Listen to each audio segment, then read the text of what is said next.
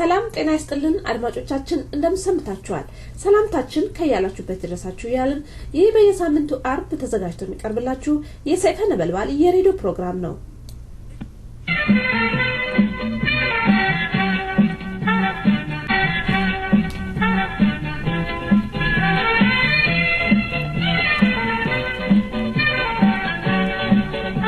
ሰላም ጤና ይስጥልኝ እንደምንውላችኋል ዜና እናሰማለን የፌደራል ጠቅላይ ፍርድ ቤት በእናንዱ ዓለም አንዳርጌ መዝገብና በሌሎች መዝገቦች በአሸባሪነት ተከሰው ይግባኝ የጠየቁ የፖለቲካ ፓርቲዎች የአመራር አባላትና ጋዜጠኛ እስክንድር ነጋ ጉዳይ መርምሮ ከአንደኛው በስተቀር የእስራት ብይኑ እንዲጸና አድርጓል የክንፈ ሚካኤል በየነ እስራት ከ25 ዓመት ወደ 16 ዓመት ዝቅ እንዲል ወስኗል የኢትዮጵያ ጠቅላይ ፍርድ ቤት በአሸባሪነት የተወነጀሉና ካለፈው ዓመት ጀምሮ እስር ላይ የሚገኙ አምደኛና ጋዜጠኛ እስክንድር ነጋ እንዲሁም የአንድነት ዲሞክራሲ ለፍትህ የተቋሚ ፓርቲ መሪ አንዱ ዓለም አንዳርጌ ያቀረቡት ይግባኝ ውድቅ አድርጓል ብይኑ አሁንም ትክክል ነው ምንም አይነት ቀነሳ አይኖርም ሲሉ የጠቅላይ ፍርድ ቤት ዳኛ አቶ ደጀኔ መላኩ ተናግረዋል ጋዜጠኛ እስክንድር ነጋ በዲፕሎማቶችና በዘመድና በጓደኛ በተሞላው ብይን ላይ ከውሳኔ በኋላ እውነት አንድ ቀን ይወጣል ሲሉ በስሜት መናገራቸው ታውቋል እስክንድር ነጋ የኢትዮጵያ ሕዝብ እንዲያውቀው የምንፈልገው እውነት ራሷ በጊዜዋ ይወጣል የጊዜ ጉዳይ ብቻ ነው ብለዋል አንዱ ዓለም አንዳርጌ እና ጋዜጠኛ እስክንድር ነጋ ከመንግስት ተቋሚ ቡድን ግንቦት 7 ጋራ ግንኙነት አላችሁ ተብለው እስክንድር ነጋ የ18 ዓመት ጽኑ እስራትና አንዱ ዓለም አንዳርጌ የእድሜ ልክ እስራት ተበይኖባቸዋል የኢትዮጵያ ህዝብ ለሁለንታዊ ትግል እንዲነሳ የ33ቱም አቤቱ አፈራሚ ፓርቲዎች አስተባባሪ ኮሚቴ ጠየቀ አቤቱ አፈራሚ የ33ቱ የኢትዮጵያ መንግስት ተቋሚ ፓርቲዎች ዛሬ በጋዜጣዊ መግለጫ ጥሪያቸውን አስተላልፈው የኢትዮጵያ ህዝብ ለሁለንታዊ ትግል እንዲነሳ አቤቱ አፈራሚ ፓርቲዎች ጥሪ ያስተላለፉት በአስተባባሪ ኮሚቴያቸው በኩል ነው አቤቱ አፈራሚ የ33ቱ የኢትዮጵያ መንግስት ተቋሚ ፓርቲዎች በጋዜጣዊ መግለጫቸው ጥሪ አስተላልፈው የኢትዮጵያ ህዝብ ለሁለንታዊ ትግል እንዲነሳ የ33ቱም አቤቱ አፈራሚ ፓርቲዎች ጥሪ ያስተላልፈው የአስተባባሪ ኮሚቴዎች በኩል ነው የኮሚቴው በውጭ ሀገር የሚኖረው የኢትዮጵያዊ ማህበረሰብ ከጎናቸው እንዲቆም ጥሪ አስተላልፈዋል አስተባባሪ ኮሚቴውን የጠየቀው ዛሬ በሚአድ ጽፈት ቤት በአዲስ አበባ በሰጠው ጋዜጣዊ መግለጫ ነው በምዕራብ ሸዋ ዞን ባምቦ ከተማ በርካታ የኦሮሞ ተወላጆች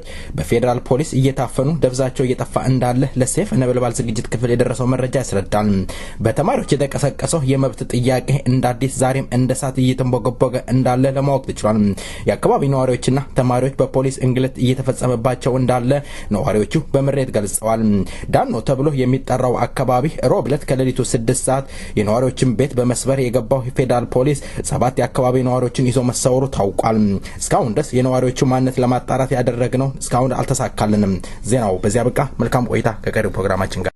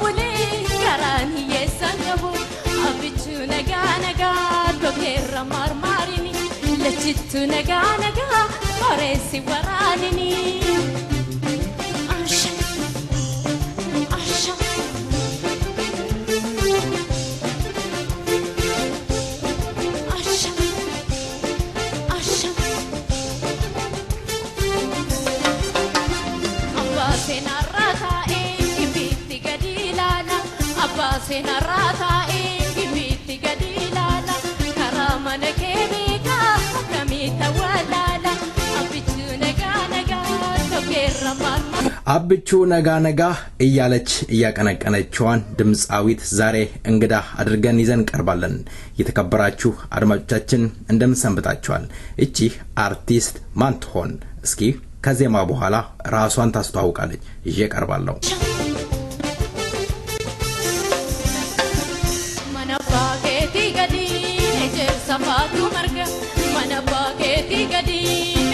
Safatu marga, kunundum tunadaksa, kami tansi abichu naga naga tokera marmarini lechitu naga naga oresi waranini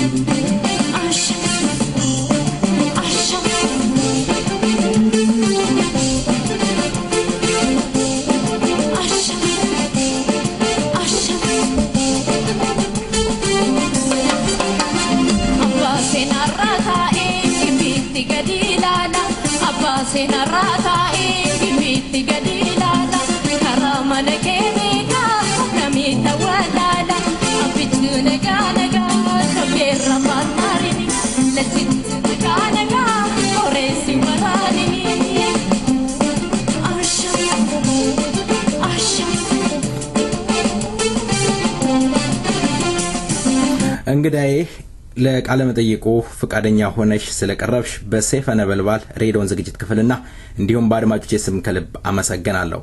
አርቲስት እስኪ ራስሽን አስተዋውቂ።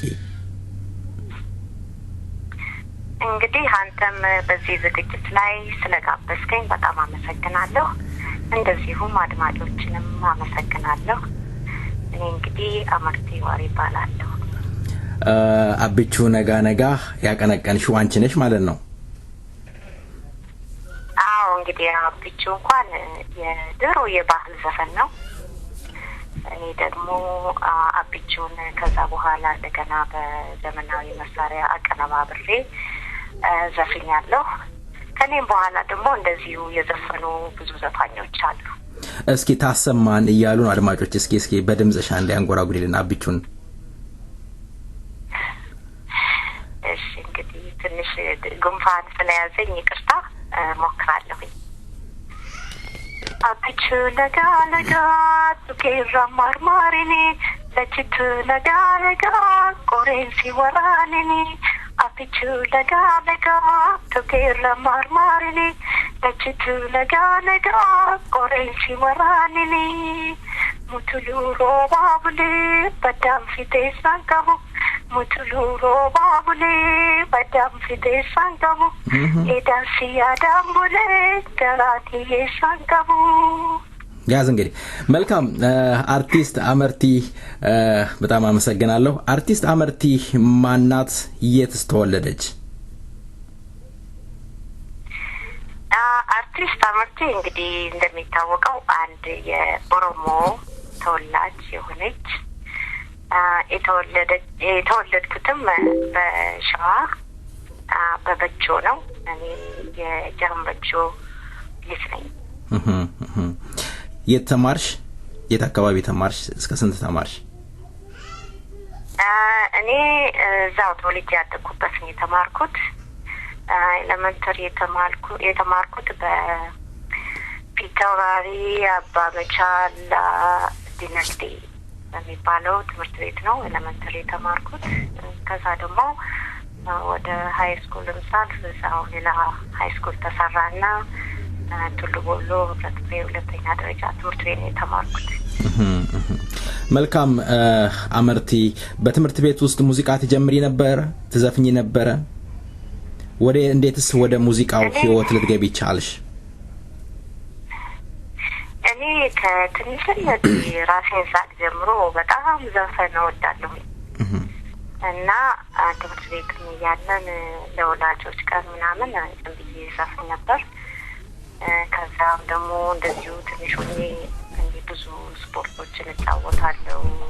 ፕሮግራም የሮጥኩበት ጊዜ ነበረኝ። የምድር ዝላይ ዘልዬ ወርቅ ሜዳሊያ ያገኘሁበት ጊዜ ነበረኝ። ደግሞ ሌላም ለወረዳም ለወራጃም እንዲህ እያልኩ ስፖርት ስጫወት ስፖርቱ ላይ ብዙ ጊዜ ዘፍናለሁ።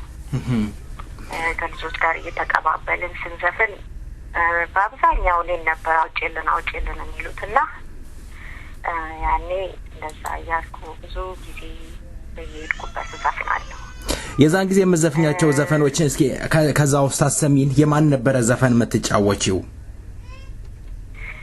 እኔ በዛን ጊዜ የማን የሚባል ዘፈን አይደለም ገባዝም ብሎ ይሄ በስፖርት ሜዳ ላይ ዝም ብሎ ለማሟሟቂያ ዘፈን የለም እንደሱ አይነት ነው የምዘፍነው። እስኪ እንስማው እንጂ እንደዚህ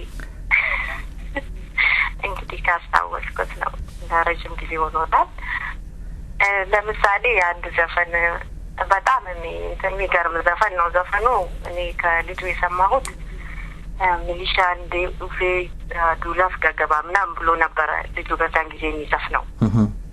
እኔ ግን ልጁ የሚዘፍነው ጀቡያ ጀባ ጀቡጃ ጀባ ጀቡያ ጀባ ጀቡጃ ጀባ ሚሊሻ ኡፌ ዱላፍ ገገባ ሆ አጀባ እያለ ነው ልጁ የሚዘፍነው።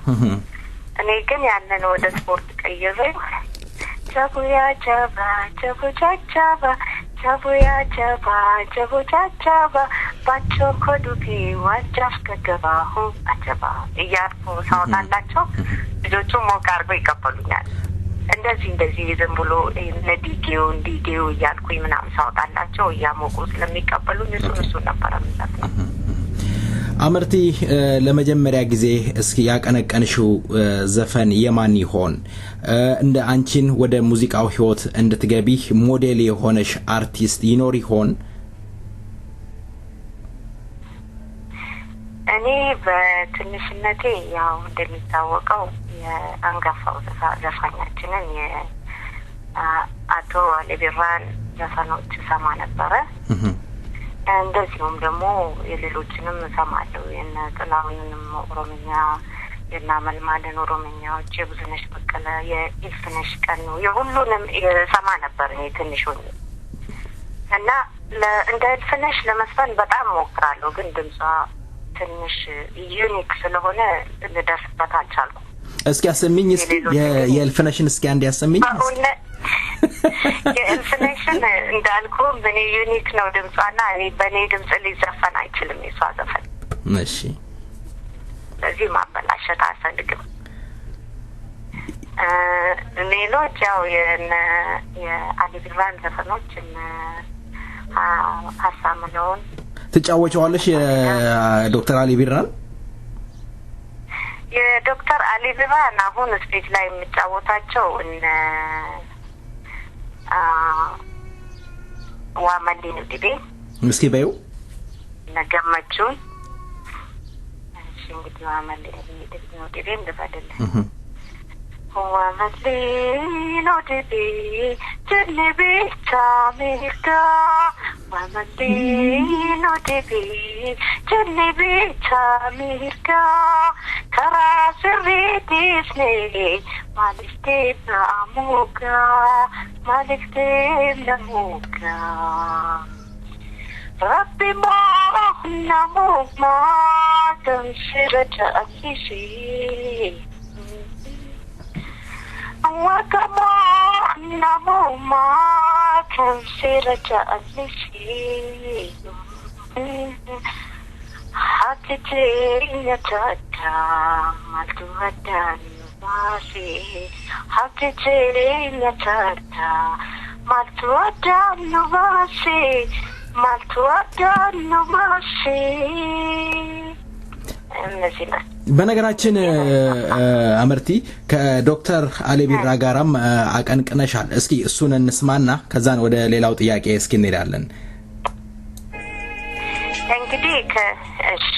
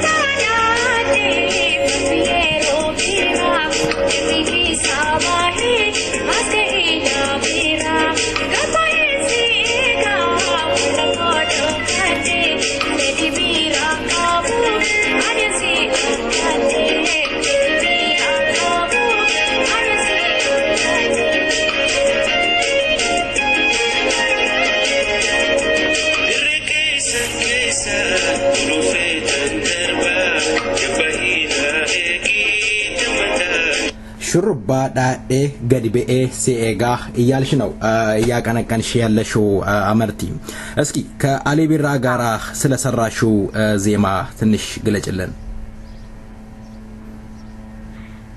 እንግዲህ እኔ ቀደምም ጠይቀኝ ነበር ሙዚቃ ውስጥ እንዴት እንደገባው እኔ ሙዚቃ እንደ ባለሙያ መስፈን የጀመርኩትም ካናዳ ከመጣ በኋላ ቶሮንቶ ነው እኔ ቶሮንቶ ስገባ ብዙ አንጋፋ የኦሮሞ ዘፋኞች ቶሮንቶ ነበሩ እነ ዶክተር አሊ ቢራ እነ ኤሌሞ አሊ እነ ቀመር ዩሱፍ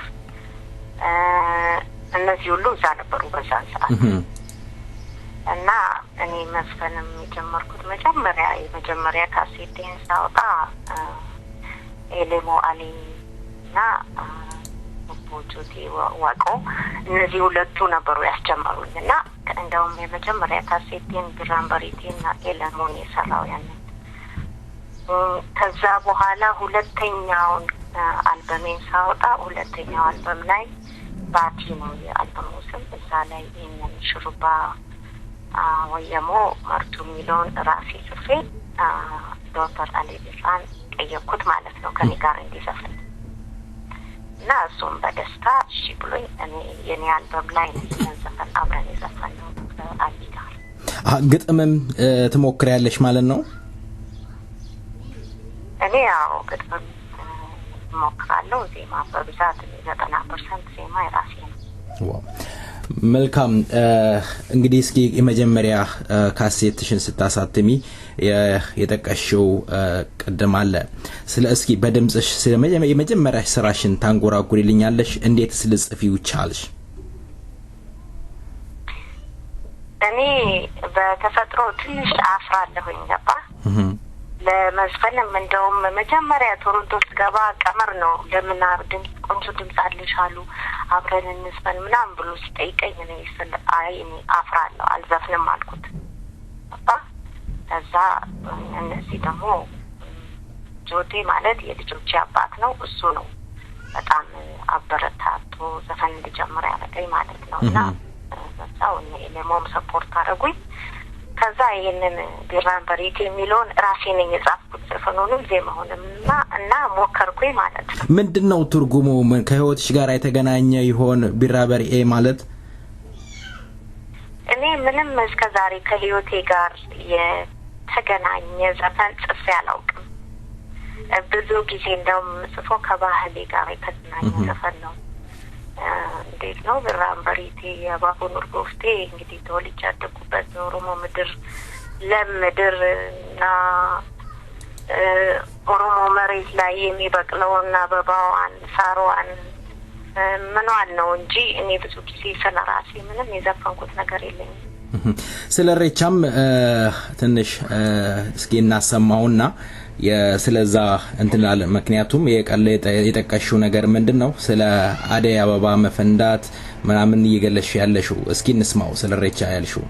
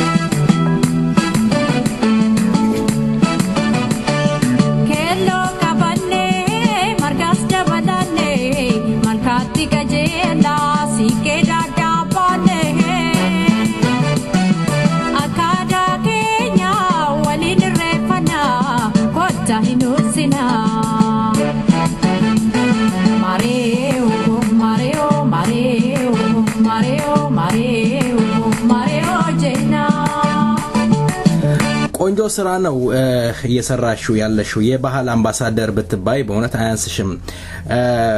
አመርቲ አንድ ጥያቄ አለኝ። አይናፋር ነኝ ስትይ ሰማሁኝ መሰለኝ። ደሞ አርቲስትና አይናፋርነት እንዴት ነው? መድረክ ላይ ትዘፍኛለሽ? ምንድነው እየተጋረደ ነው መዘፍኛው መድረክ ላይ? እስከምደርስ ነው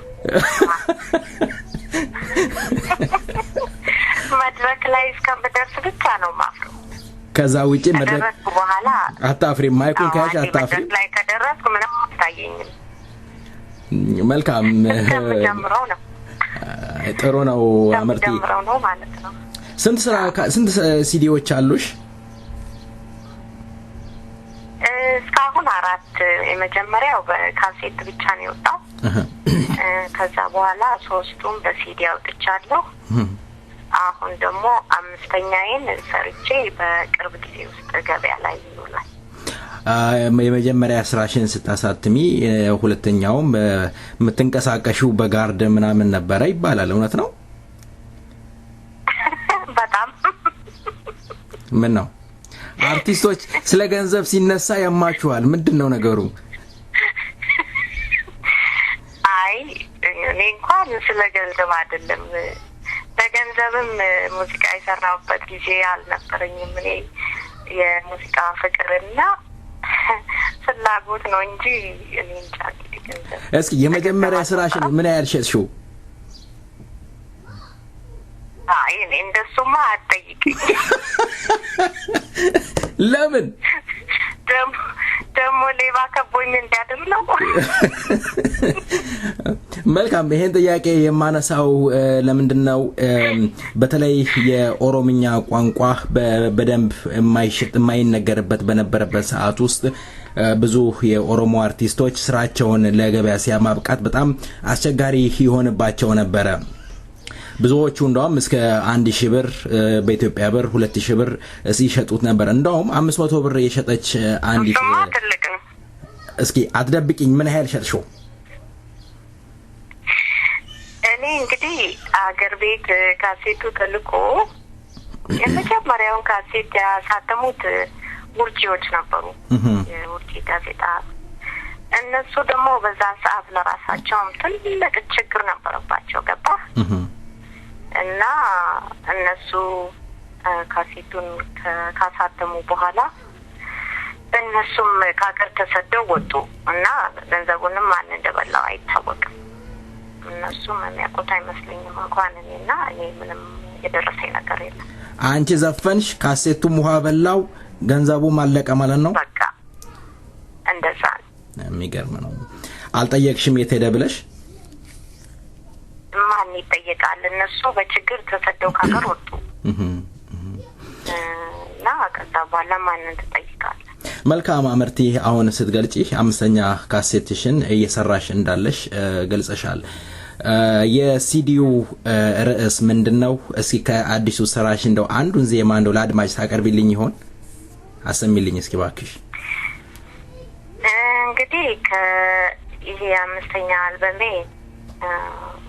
በጥሩ ሁኔታ እንደዚሁም ደግሞ ለየት ባለ ሁኔታ ነው የሰራሁት ይሄንንም ስል እስከዛሬ የምሰራቸውን አልበሞች ይሰራልኝ የነበረ ፕሮዲውሰሬ የኛ ሀገር ሰው የኛን ሀገር ባህል የሚያክሰው ሳይሆን በጣም የታወቀ ሙዚቀኛ ሙዚቃን በደንብ የሚችል ግን ባህላችንን የሚችል ሰው ነው የሰራልኝና የቡሩንዲ ሰው አረንቱንጋ ይባላል ብዙ ጊዜ ዘፈን አውጥቼ ጽፌ በማውጣበት ጊዜ ትንሽ ከባህሉ ትንሽ እንትን ይላል ገባ ይሄኛውን ግን የሰራሁት ከኦሮሞ ልጅ ጋር ነው ባህሉን በደንብ ከሚያውቅ ጥሩ ሙዚቀኛ ማለት ነው እሱንም ትራቭል አድርጌ ወደ ቶሮንቶ ተመልሼ እዛ ሄጄ ነው የሰራሁት ከገዛኝ ማሞ ጋር ነው የሰራሁት እና ገዛኝ ማሞ በጣም ጥሩ ፕሮዲውሰር ነው ጥሩ ይሰራል ይሄንን ሙዚቃ እኔ በመፈልገው መልኩ ሰርቶልኛል ማለት እችላለሁ የዚህም አልበም ታይትል አዳኬኛ ነው አዳኬኛ ዘፈኑን አንደኛውን ኦልሬዲ አሰምተኸዋል እሱን ዝም ብዬ ያኔ ዘፈኑን ሳውጣው ሬቻ ወቅት ላይ ስለነበር ይሄንን አንዱ ዝም ብዬ ለቀኩት ማለት ነው እሱ የአልበሙ ታይትል አዳኬኛ ነው አመርቲና አዳ እንዴት ነው የተቆላለፈ ነገር ነው የሚመስለው ዘፈኖችሽ አዳ አገላለጽሽ ራሱ አንቺ ስትገልጪ ስለ የተወለድሽበት አዳ አበባ የኦሮሚያ ምድር ለምለምነቷን እየገለሽን ያለሽው አመርቲና አዳና አመርቲ እንዴት ነው የተዛመደ ነው የሚመስለው አመርቲና አዳና አመርቲ አብረው ነው ተወልደው ያደጉት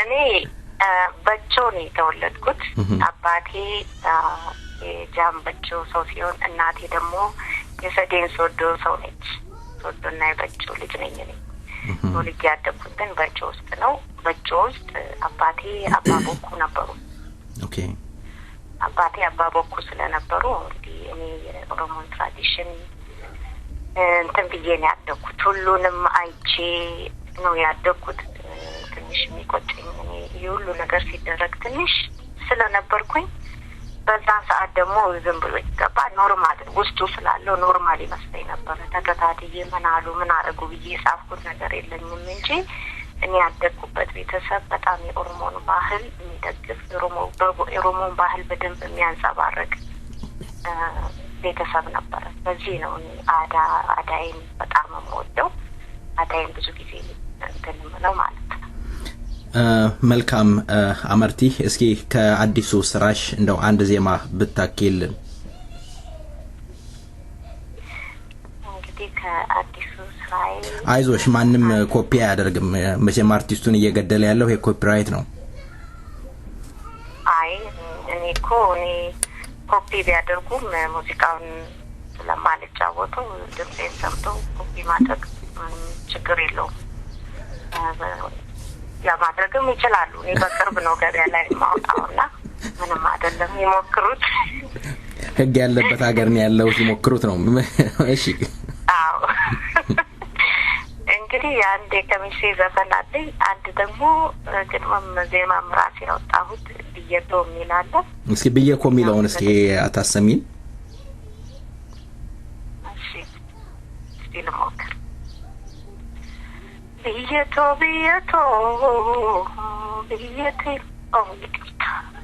ችግር የለም ብየቶ ችግር የለም፣ ቀጥዩ።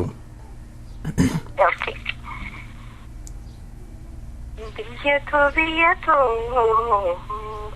ቢያጃቱ ኦሮሚያ በዶ ያጂቱ በዳቱ ኦሮሚያ በዶ ያጂቱ በዳቱ ብያ ኦርማንጅራ ቢፈካዲቱ ካንቲንቶ አቹማ ብየቶ ያዲቱ በተድ ፈርከቱ Yumofiya Dumpatin konolu Jatomia Rakatu sarkatu Yumofiya Dumpatin konolu Jatomia.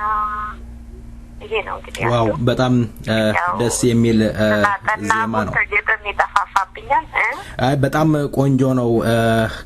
ከምንም በላይ የበለጠ ሀገር አለኝ አንድ ቀን መምጣት አይቀርም ነው ያንጎራጎርሽ ያለሽው። አመርቲ እስኪ እንዴት ከሀገር ወጣሽ? እኔ ከሀገሬ የወጣሁት በደርግ ጊዜ ነው። ደርግ ልክ ሊወድቅ ሲል ማለት ነው። ኦኬ እኔ እንደወጣሁ ነው መሰለኝ ደርግ የወደቀው እና ያኔ እንግዲህ እኔ የወጣሁት ያው በቤተሰብ ነው። ቤተሰቦቼ እህቶቼ ምናምን ውጪ ስለነበሩ በእነሱ ምክንያት ነው የወጣሁት። በጣም መጀመሪያ ግሪክ ሀገር ነው የሄድኩት እና ከግሪክ ሀገር ነው ወደ ካናዳ የመጣሁት። መልካም አመርቲ፣ እስኪ ወይ እንግዲህ ያው ገብተናል ወደ ግልሽ ህይወት። አመርቲ ባለትዳር እንደሆንሽ ቀደምም ገልጸሽዋል። ልጆች አሉሽ? እስኪ ስንት ልጅ አለሽ? 2 ልጆች አሉኝ። ወንዶች ናቸው? ወንድና ሴት። ያው ጋርድ ነው ጋርድ አለሽ ማለት ነው፣ ደንበኛ ጋርድ? ያው በጣም አሁንማ በጣም አድገዋል። እኔን አክለዋል እንግዲህ አዳድገው። ስማቸው ማን እንበላቸው?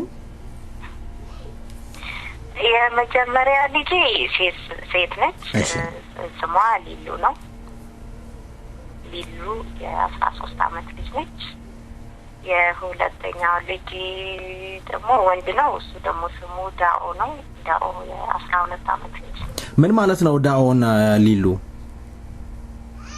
ሊሉ ማለት በኦሮምኛ አልቡዳ ለፋ ደግሞ በአማርኛ ጥቁር አልማዝ ነው፣ ብላክ ዳይመንድ ማለት ነው ሊሉ ማለት። ዳኦ ደግሞ እንግዲህ ዳኦና ተይ ከለላይ ጥላይ ሆን ለማለት ነው። አይ መልካም። ሁለቱም ኦሮምኛ ነው። አይ በጣም ጥሩ ነው። እንግዲህ አመርቲ ይሄንን ሙያ ለማሳደግ የኦሮሞ አርቲስቶች ምን ይጠበቅባቸዋል? ተገናኝታችሁ ስራችሁን ለማሳደግ የተከፈተ ወይም የተጀመረ ነገር ይኖር ይሆን አርቱን ለማሳደግ?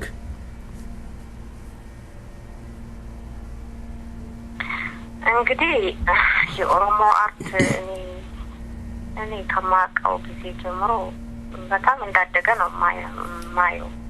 ባህል እንኳን ተጀምር 1997 ነው ጀመርኩት እንደ ፈረንጆች አቆጣጠር ማለት ነው። በዛን ጊዜ እንኳን ብዙም ዘፋኝም እንደዚህ እንዳሆኑ አልነበረም። ባህሉም እንደዚህ በደንብ ተስፋፍቶ የሁሉም ሀገር ባህል በደንብ የታየበትም ጊዜ አልነበረም። ሁሉም ቢያወጡም ያው በካሴት ነበር። አሁን ደግሞ ቴክኖሎጂውም እያደገ ሲሄድ አርቲስቱም እየበዛ ሲሄድ የኦሮሞ ባህል የሚያንጸባርቁም በደንብ ከየቦታው ስለበዙ እሱ ራሱ ትልቅ ነገር ነው። ስታወዳድረው ድሮ የነበረውና አሁኑ ሰዓት ያለው በጣም ትልቅ እድገት ነው። እኔ በጣም ነው ለራሴ ውስጤ ደስታ ይሰማኛል። ድሮ ተደብቆ ወይ ከሀገር ውጪ እኔ እንደሰማሁት ከሆነ ኦሮምኛ መናገር ኃጢአት በነበረበት ጊዜ ሀገር ውጪ ሬዲዮ ጣቢያ እንኳን ሶማሊያ ነበር የሚተላለፈው ሲባል ነው የማውቀው አይደለ? አሁን ግን ከዛ ጋር እንግዲህ ኮምፔር ስታደርገው አሁን ያለው የኦሮሞ ባህል እንዳደገ ነው። አርቲስቶችም በዛ ብለውልናል። አርትም እያደገ ነው። እንግዲህ አርቲስት ምን ጊዜም ያንጸባርቀው በጊዜው ያለውን ሁኔታ ነው። አርቲስት በዘፈን መልኩ ይናገራል፣ በዘፈን መልኩ ሰውን ያነሳሳል፣ በዘፈን መልኩ ሰውን ያደፋፍራል። አልፎም ተርፎም በአቅሙ የሚችለውን አርቲስትን ኮንሰርትም አሳይቶ አዘጋጅቶ አንዳንድ ሾው ደግሞ እያሳየ የሚያገኘውንም ገንዘብ ለማህበረሰቡ ይልካል፣ ያግዛል ብዬ ነው እኔ የማስበው። መልካም እውነት ነው። ብዙ ለውጦች አሉ። ዛሬ የኦሮሞ አርት ይሄን ያህል በጣም ትልቅ ሆኗል ባይባልም ጥሩ ደረጃ ላይ እንዳለ እያየን እንገኛለን። በተለይ ትውልዱ አሁን አዲሱ ትውልድ ማንነቱንና ሀገሩንም ሆነ ስለሚሰራውም ያደረገ ያለው በእውነቱ የሚበረታታ ነው። የኔ ጥያቄ አመርቲ አርቲስቶች የኦሮሞ ዘፋኞች ትገናኛላችሁ? ተገናኝታችሁ የመረዳዳት ነገር አለ በሐሳብም ይሁን በሌላ ነገር? እንግዲህ እንዳልኩ ድሮ ቶሮንቶ ያለው ብዙ ነበር። ቶሮንቶ ውስጥ ነበር ነው ከአሊብሳ እንዳልኩ ሌሞ ቀመር ሳዲሃ ምሳ ነበረች፣ ሀብታሙ ለሞ ምሳ ነበር፣ እኔ ምሳ ነበር እና ሁላችንም በዛን ሰዓት እንረዳዳለን፣ አብረን እንሰራ ነበር። እኔ ከቀመር ጋር አንድ ዘፈን አለኝ፣ ከሌሞ ጋር አንድ፣ ከአሊብራ ጋር አንድ አለኝ ማለት ነው። ከቀመር ጋር የኔ አልበም ሁለተኛ አልበም ላይ ነው አንድ ላይ ዘፈን ነው። ከኤለሞ ጋር ደግሞ አንድ እሱ አልበም ላይ ነው ዘፈን ነው። በዛን ሰዓት ሀሳብ እንለዋወጣለን፣ እንቀራረባለን። ብዙ ጊዜም ደግሞ ለኮሚኒቲም ለሁሉም ሾው አንድ ላይ እናዘጋጅ ነበር። ከዛ በኋላ እንግዲህ በኑሮ ጣውረድ እኔ ከቶሮንቶ 2005 ነው ወጣሁት። ወጥቼ ወደዚህ ወደ አልበርታ መጣሁ ማለት ነው። በመሀል አንድ ለ8 አመት ከሙዚቃ ዓለም ወጥቼ ነበር። አሁን ደግሞ አሁን ገና ነው ወደ ሙዚቃ እየተመለስኩ ያለሁት እንደገና። እዚህ ደግሞ አሁን እኔና ሳሊሃ አንድ ከተማ ውስጥ ነው ያለነው። አሁን እንግዲህ አንዳንድ እንቅስቃሴዎችን አብረን ጀምረናል። እንደዚሁም ኤልሞና ሀብታሙም እዚሁ አልበርታ ውስጥ ነው ያሉት። ከነሱ ጋርም እንገናኛለን። ባለፈውም አንድ ዝግጅት አብረን አዘጋጅተናል። አሁን ደግሞ እኔን ሳሊሃና ሀብታሙ በቅርብ ሜይ 18 ካልጋሪ ውስጥ ሾው አለ። እንገናኛለን፣ እንመካከራለን፣ እንረዳዳለን ማለት ነው። አይ መልካም። ያው ዞሮ ዞሮ ተገናኝታችሁ ሐሳባችሁን ትቀያየራላችሁ። አመርቲ ለአመርቲ ሙዚቃ ምንድነው? ለአመርቲ ሙዚቃ ሁሉ ነገሯ ነው። አመርቲ ሙዚቃ ብሶቷንም ኑሮዋንም ደስታዋንም ሁሉንም የምትገልጽበት ነው እና እኔ ሙዚቃ በጣም ነው የምወደው። ያለ ሙዚቃ መኖር አልችልም። መልካም አመርቲ እስኪ ይሄንን ዜማ ላሰማሽና በድምጽሽ ታንጎራጉሪልኛለሽ አጥራርገሽ መጀመሪያ ዜማውን ላሰማሽ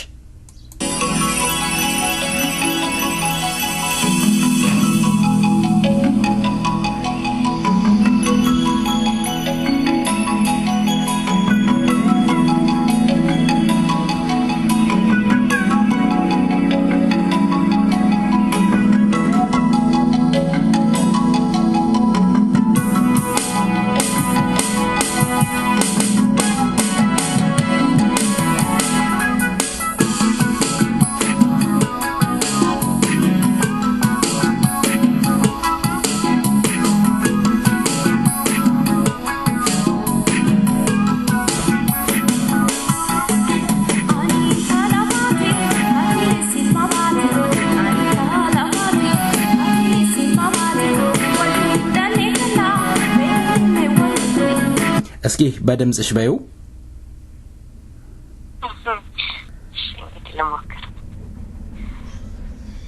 አኒ ታላባቲ አቲ ሲልማባቲ አኒ ታላባቲ አቲ ሲልማባቲ ወርቱ ደንከላ ዲኖ ሜወለቲ ወርቱ ደንከላ ዲኖ ሜወለቲ ወሎ ጀዱ ማጋ ጉዲሰኒ ወሎ ጀዱ ማጋ ጉዲሰኒ ዱሩ ሁንደ ጃላ ባሬዱም ኒሳኒ ዱካ ሁንደ ጃላ ባሬዱም ኒሳኒ ወሪ ገማ ከና ኒሽን ገማ ግርሳ ወሪ ገማ ሰኒ ሀሪታ ማግርሳ ገሩ ወሪ ወሎ ባሬዳ ማግርሳ ገሩ ወሪ ወሎ Arida magarsa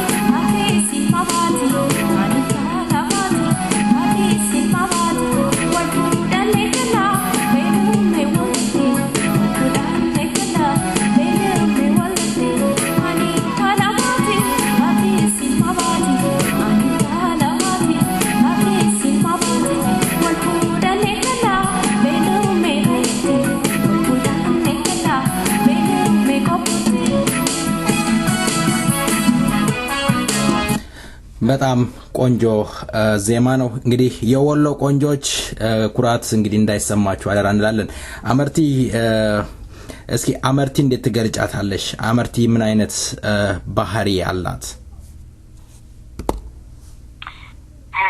አመርቲ እንግዲህ የሚገል ስለ አመርቲ የሚናገረው ሌላ ሰው ነው እንጂ አመርቲ ራሷን እንዴት ብላ መናገር ትንሽ ይከብዳል አይደለም እንዴ ግለጪው ግድ የለም አመርቲ ምን አይነት ሰው ነች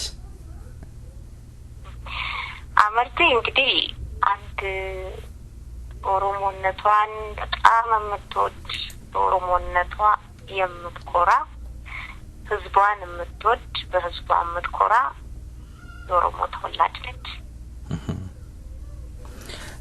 መልካም አመርቲ እንግዲህ እስኪ አመርቲ ኦሮሞነት እንዴት ትገልጫዋለሽ ለአመርቲ ኦሮሞነት እንዴት ይገለጣል ወይም በአርቲስት አመርቲ ኦሮሞነት እንዴት ይታያል እንግዲህ እኔ ከባድ ጥያቄ ነው እኔ ከዚህ በላይ ምን ብዬ እንደምገልጽልህ አላውቅም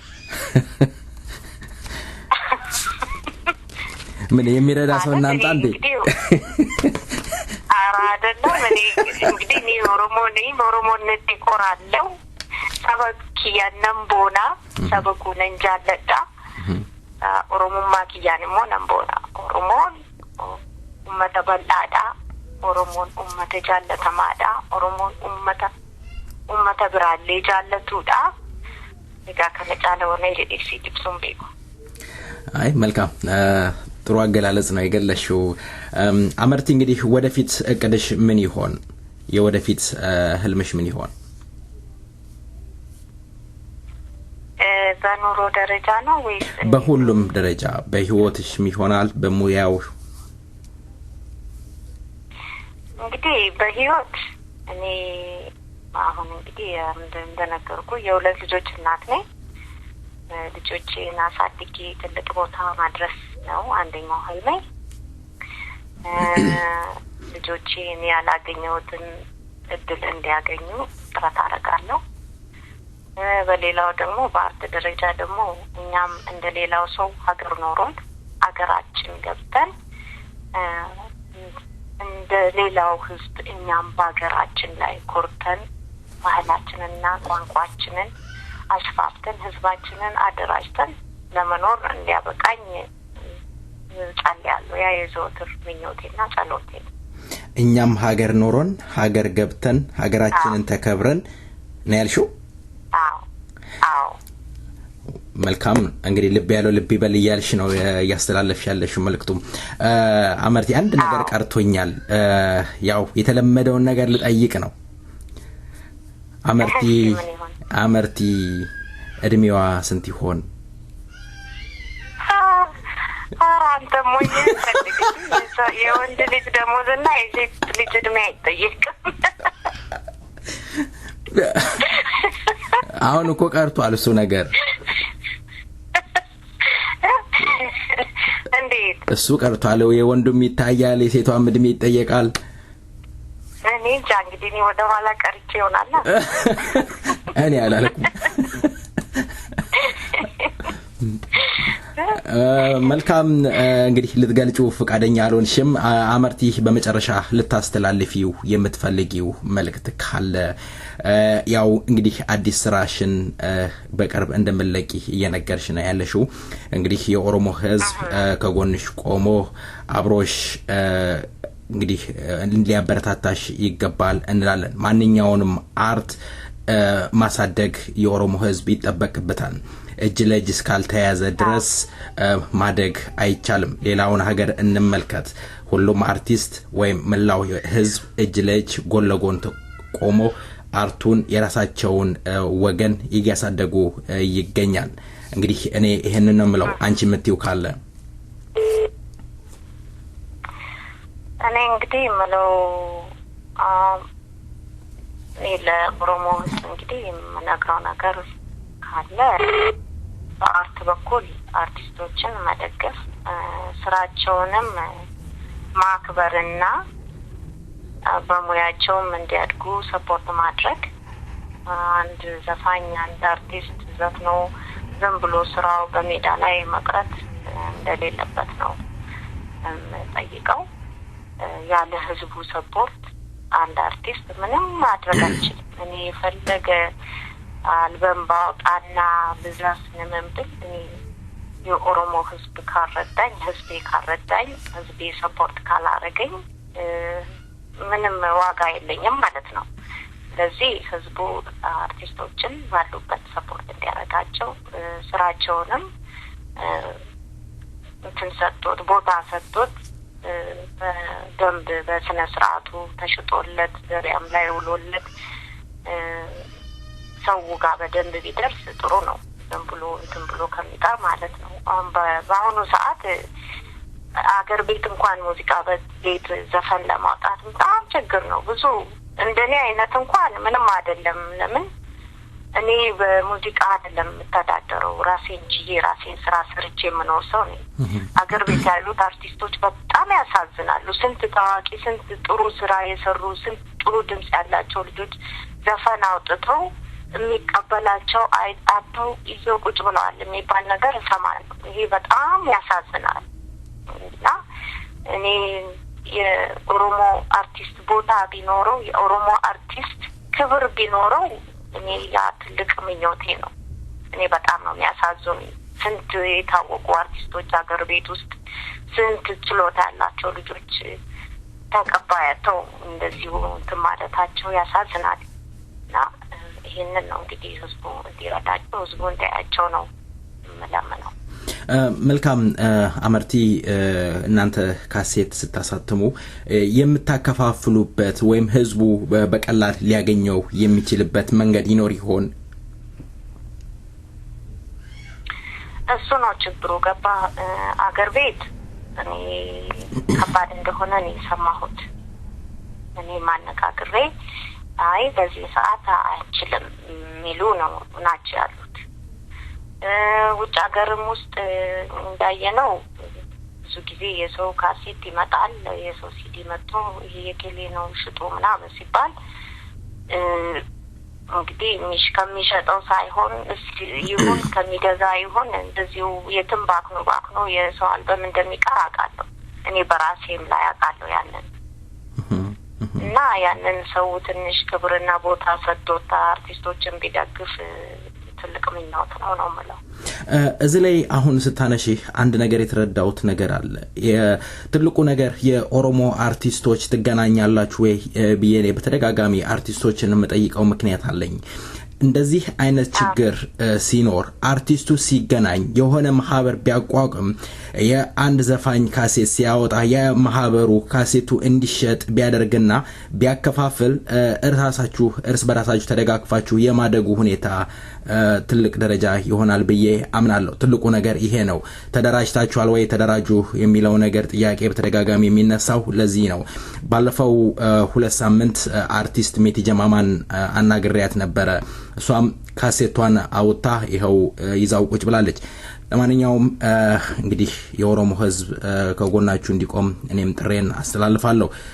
አርቲስት አመርቲ ለሰጠሽኝ ሰፋ ያለ ትንታኔ የህይወት ታሪክሽን ስላጫወትሽን በሰይፈ ነበልባል ሬዲዮ ዝግጅት ክፍልና እንዲሁም በአድማጮቼ ስም ከልብ አመሰግናለሁ። ስንሰነባበት ያው ከአዲሱ ስራሽ የእስኪ ኤሬቻውን ባል አሰሚንና እኔ ከኋላ አጅብሻለሁ። በዚሁ እንሰነባበታለን። የኤሬቻውን ሳይሆን አንድ ሌላ የከሚሴ ዘፈን ብዘፍንና ይሻላል። እሺ መልካም ይሁን። እንግዲህ የከሚሴን የመረጥኩት እኔ ለራሴ ስለምወደው ነው። አይ ሆፕ ሰውም ይወደዋል ብዬ ተስፋ አደርጋለሁ። ካንከሚሴ ቡና ፈንዳማ ሸጋ ኩኩርቱማ ካንከሚሴ ቡና ፈንዳማ ሸጋ ኩኩርቱማ ካንከሚሴ ሂና በሸናና ካንከሚሴ ሲንቲኔ ገዱፍቲ ካንከሚሴ አብሽር ጀቴ ባደ ካንከሚሴ ጣንቲቶ ፉዳቼ ካንከሚሴ ኦቶን ሱማባዮ ካንከሚሴ ዋሲዳ ቤንጋሉ ካንከሚሴ አስኮቱና ቤራ ካንከሚሴ ሙጃው ረጋሉ ካንከሚሴ ቡና ፈንዳማ ሸጋ ኩኩርቱማ። ይሄ እንግዲህ ባጭሩ ነው። ዘፈኑን እኔ ስለምወደው ነው ያሰማው። በጣም አመሰግናለሁ። ገበያ ላይ ሲውል አድማጮችም ያደምጡታል ብዬ ተስፋ አደርጋለሁ። ምንም ጥርጥር የለኝም። 50 ሎሚ ለአንድ ሰው ሸክሙ ለ50 ሰው ግን ጌጡ ነው። እንግዲህ የምንሰነባበተው አመርቲ በዚሁ በእሬቻ ዜማ ይሆናል። ደህና ሁኚ። እግዚአብሔር ይስጥልኝ። እሺ በጣም አመሰግናለሁ። ቻው።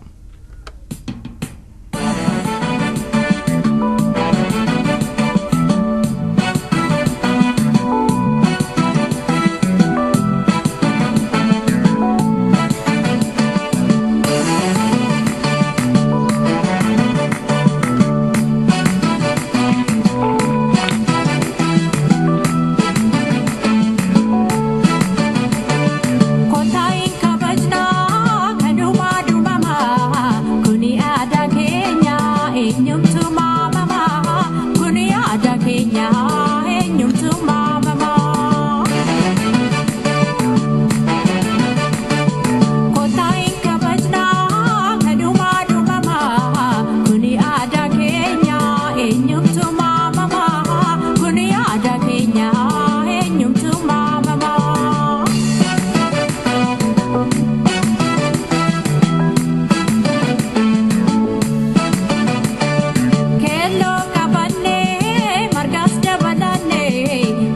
sikajela sikeda pone akada kenya walin refana kota hinusina mareo mareo mareo mareo mareo mareo jena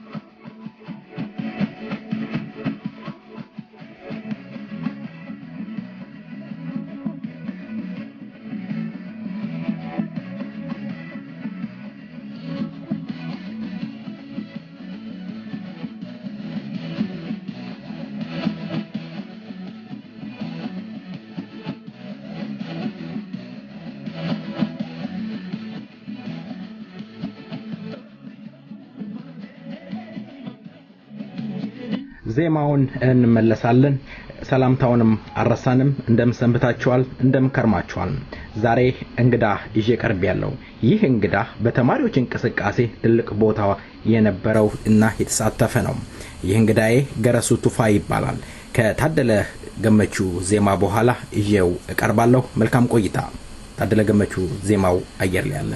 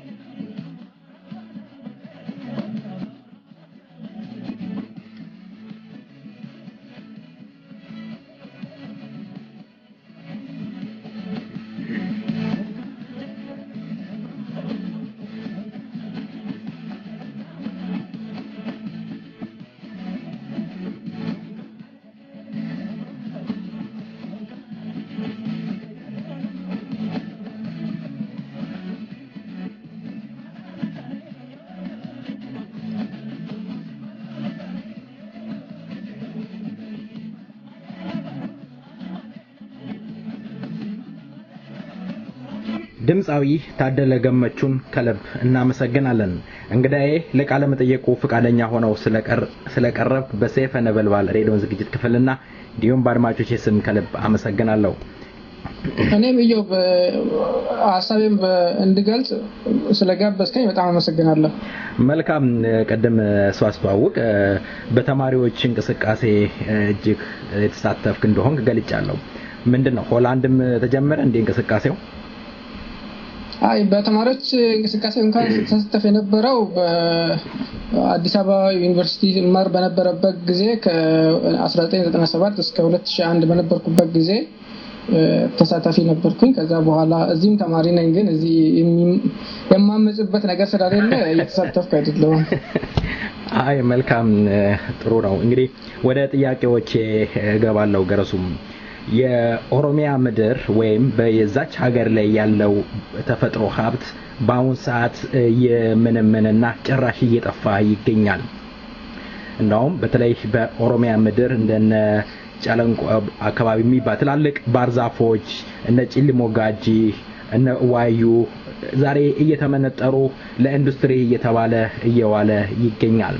አገሪቱ እየደረቀች እንዳለ ይገለጻል። ይሄ የዛው አካባቢ አርሶ አደሩን ይጎዳዋል ብለህ ታስባለህ? ምንድነው ምክንያቱም ይሆን?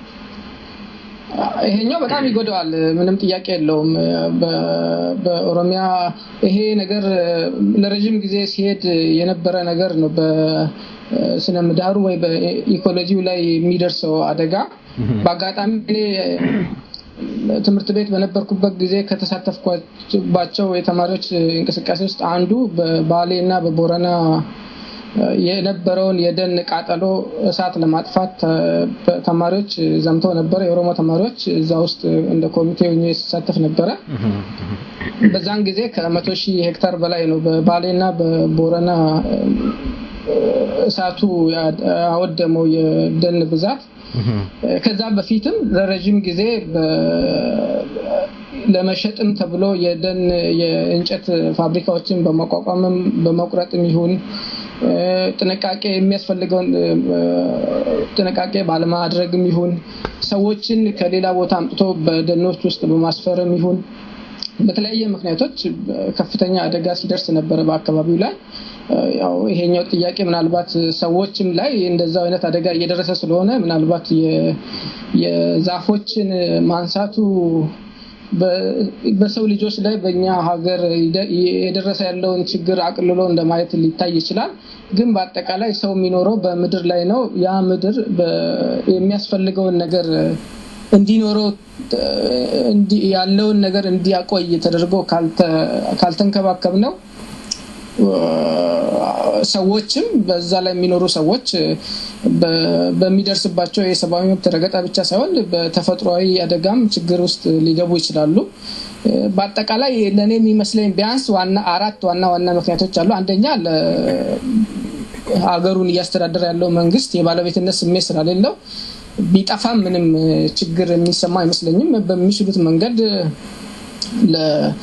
ለኢንቨስተሮች በመሸጥም ይሁን ከሌላ ሰዎችን ከሌላ ቦታ አምጥቶ በማስፈርም ይሁን በመሸጥም ይሁን ከዛ የሚገኘውን ገቢ ላይ ነው እንጂ ትኩረቱ ያለው በረጅም ጊዜ በአካባቢው ስነ ምህዳርና በህዝቡ ላይ ያለውን ተጽዕኖ የሚታይ አይመስለኝም። ሌላኛው ደግሞ ህዝቡን ደኑን በመነጠርክና አካባቢውን ባደከምክ ቁጥር ህዝቡ ኢኮኖሚካሊ እየደከመ ስለሚሄድ የማመጽና የመከላከል አቅሙንም መቀነስ ስለሆነ በሌላ መንገድ የማድከሚያም ስትራቴጂ ሊሆን ይችላል። ምክንያቶቹ እነዚህና ሌሎች ምክንያቶችንም መጥቀስ ይቻላል። ለጊዜው እነዚህ ናቸው። በአካባቢው ገበሬ ላይ በጣም ከፍተኛ አደጋ ያመጣል። በዛ ሀገርም በሌሎችም ህዝቦች ላይ አደጋ አለው። አደጋው በአጭር ጊዜ ውስጥ የሚገለጽ ሳይሆን በረጅም ጊዜ የሚገለጽ ነው የሚመስለኝ። መልካም። አሁን ስታነሳ እንደሰማው የአካባቢ መመንጠር የአካባቢ የሚኖረውን ነዋሪ እንደሚጎዳው እንዳያምጽ ያደርገዋል። ባርዛፍ መመንጠርና አካባቢ ያሉ ህዝቦች ስለ ነጻነታቸው እንዳይጠይቁ ወይ ስለ ዳቦ እንዳይጠይቁ ምንድነው የሚያረጋቸው ምክንያት? ባርዛፍ ስለተመነጠረ እነኚህ ሰዎች ዝም ይላሉ ማለት ይሆን? ሌላው በተለይ እንደ አይነት ነገሮች የሚደረጉት ትላልቅ ባርዛፎች ወደ ኦሮሚያ ክልል አካባቢ ነው የሚገኙት። የኦሮሚያን ክልል ለይቶ ባርዛፍን በሄሊኮፕተር ነዳጅ ያርከፈከፉ ማቃጠል ይታያል። ከዚህ በፊትም እንዲያ ነገር ስለነበረ ይሄን ነገር ለማድረግ ማጥቃቱ የኦሮሞ ምድር ማጥቃት ለምን አስፈለገ? እየተመነጠረ ያለው ባህር ዛፍ ምናልባት ዛፍ ማለት ዛፎችን ወይ ደኖችን ለማለት እንደፈለክ ነው የሚገባኝ። ባህር ዛፍ ብዙ ቦታ አይደለም ባህር ዛፍ ያለው፣ ሌሎቹ ተፈጥሯዊ ደኖች ናቸው እየተቃጠሉና አደጋ እየደረሰባቸው ያለው። ባህር ዛፎች ብዙ ጊዜ በሰው የሚተከሉ አርቲፊሻል ናቸው የሚገኙት። ብዙዎቹ በዚህ ሸገር አካባቢ የሚገኙ ባህር ዛፎች ናቸው፣ ደኖች ናቸው በባህር ዛፍ ዶሚኔትድ የሚደረጉት። ደኖችን መመንጠርና የሰዎችን የመከላከልና የመታገል አቅም እንዴት ይያያዛል ለሚለው በቀጥታ አያያዝም። ግን ደኖች ሲመነጠሩ የዝናብ እጥረት ይፈጠራል፣ ገበሬዎች የማምረት አቅማቸው እየቀነሰ ይሄዳል፣ ረሃብ ይመጣል፣ ችግር ይመጣል እና ከረሃብ ጋር እየታገለ የሚኖር ሰው አጠቃላይ ስላለው ፖለቲካ የማሰብ አቅሙ በጣም ይቀንሳል። በየትኛውም ሀገር ውስጥ ለመብት የሚደረገው ትግል ብዙ ጊዜ የተሻለ ኑሮ ውስጥ ስትሆን ነው የመታገል አቅምን የሚጨምረው። ስትደህይ አትታገልም ማለት አይደለም፣ ግን ጊዜውን ያራዝምባል፣ ያደክማል። ስለዚህ የደኖቹ መመንጠር በህዝባችን ላይ ከፍተኛ አደጋ አለው። ኑሯቸው በጣም እንዲደህዩ ያደርጋል፣ የማምረት አቅማቸውን በከፍተኛ ደረጃ ይቀንሳል። ብዙዎቹ ገበሬዎቻችን የሚያመርቱት በመስኖ አይደለም፣ በዝናብ በተፈጥሯዊ ዝናብ ነው። ያ ዝናብ ደግሞ ደኖች ካሌሉ በየጊዜው እየቀነሰ ይሄዳል። ዝናብ እየቀነሰ ከሄደ የሚያመርቱት እየቀነሰ ይሄዳል። ስለዚህ እየደህዩ ነው የሚሄዱት። የደህየ ሰው ደግሞ የሚበላውን ነገር ወደ መፈለግ ነው እንጂ የሚዞረው የሚታገልበትን መንገድ አይፈልግም። ስለዚህ ቀጥተኛ ማለት በሪ ጥናት አድርገን ይሄኛው ለዚህ አላማ ነው የሚያደርጉት ብለን መደምደም ባንችልም፣ ግን እንደዚህ አይነት ውጤት እንዳለው ምንም ጥያቄ የለውም። ለምን የኦሮሞ መሬት ላይ ብቻ ይተኮራል የሚለው ሰፊ ደን ያለው ሰፊ መሬት ያለው እዚህ አካባቢ ነው። በዛ ሀገር ውስጥ ትልቅ ህዝብ ሆኖ ግን ምንም ድምጽ ሳይኖረው ከዚህ መንግስትም በፊት አሁንም ባለው ሁኔታ ድምጽ ሳይኖረው የሚኖረው ህዝብ፣ ተጨቁኖ የሚኖረው ህዝብ ይሄኛው ህዝብ ነው። ይሄኛው ህዝብ ለረጅም ጊዜ ከፍተኛ ታሪካዊ በደሎች ተፈጽመውበታል። ስለዚህ እዛ አካባቢ የሚገኘውን ከፍተኛ የምጣኔ ሀብት ለመቆጣጠርና ይህንን ደግሞ መግዛት የመግዛት ጉልበታቸውን ለረጅም ጊዜ አሁን ባለው ሁኔታ ለማስቀጠል ህዝቡን ማድከምና መቆጣጠር አለባቸው። አንደኛው መንገድ ማደየት ነው የሚሆነው። ከሱ ውስጥ ደግሞ የአካባቢውን ኢንቫይሮንመንት በእንደዚህ አይነት ተደጋጋሚ የሆነ አደጋዎች እዛ አካባቢ እንዲከሰቱ ማድረግ፣ ወይ ሲከሰቱም በተፈጥሯዊ መንገድም ሊከሰቱ ይችላሉ፣ ሲከሰቱም ደግሞ ተገቢውን ምላሽ አለመስጠትና ረጅም ጊዜ እንዲፈጁ ማድረግ ከድንገት የመጣ ነገር ሳይሆን እንደ ፖሊሲ የተያዘ ነው የሚመስለው። መልካም እንግዲህ ገረሱ ሳሰማው አትቀርም። ባለፈው ሳምንት የሁለት ሳምንት በፊት እኛም በዜናችን አቀርበነዋል። በአዲስ አበባ ዙሪያ ያሉ የኦሮሚያ ክልሎች ወደ ፌደራል እንዲጠቃለሉ እየተባለ ነው። ሆለታ፣ ዱከም እንዲሁም ቡራዩንም ጨምሮ ማለት ነው። እና ይሄ በዛ አካባቢ የሚኖሩት ነዋሪዎች ምን አይነት ችግር ይገጥማቸዋል? አንድ በፊት በኦሮሚያ ፕሬዝዳንት በነበሩት በአቶ ሐሰን አሊ ጊዜ ይሄ ነገር ተነስቶ ነበር። በፕሬዝዳንት ሐሰን አሊ እምቢተኝነት ሳይሳካ ቀርቷል። ያሁኑ ኦፒዶዎች ይሄን ነገር ታሪካዊ ስህተት ይፈጽማሉ ብለህ ትገምታለህ? በዛ አካባቢ ያሉትስ የሚጠቀሙት ነገር አለ?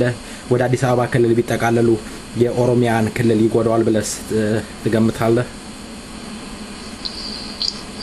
በዚህ በሸገር አካባቢ ወይ አዲስ አበባ አካባቢ ያለው ችግር አሁን የመጣ ችግር አይመስለኝም። ለረጅም ጊዜ ማለት እዚህ አካባቢ ችግሮች ነበሩ ይሄ ወረራው ከተጀመረበት ጊዜ ጀምሮ ከ1847 ሳህለ ስላሴ የሚኒሊክ ቅድማያት ወደ ሳውዝ መዝመት ከጀመሩበት ጊዜ ጀምሮ በዚህ አካባቢ በተለይ አሁን አዲስ አበባ የሚባለው አካባቢ አደጋ ሲደርስ ነበር አንድ ዊሊያም ሃሪስ የሚባሉ ሰውዬ ሳህለ ስላሴ ጋር ወደዛ አካባቢ አብረው ሲዘምቱ የነበሩ ሰውዬ እንዴት ሰዎችን ይገሉ እንደነበረ እንዴት ከብቶች ይዘረፉ እንደነበረ በታሪክ ገልጸዋልና እዚህ አካባቢ የዚህ ከተማ መቋቋም የራሱ አደጋ ይዞ ነው የመጣው አንደኛ ቦታው በጉልበት ተይዞ ነው ሰዎች እዛ ይሰፈሩበት መስፈር ብቻ አይደለም ሌሎች ማህበራዊ ፖለቲካዊ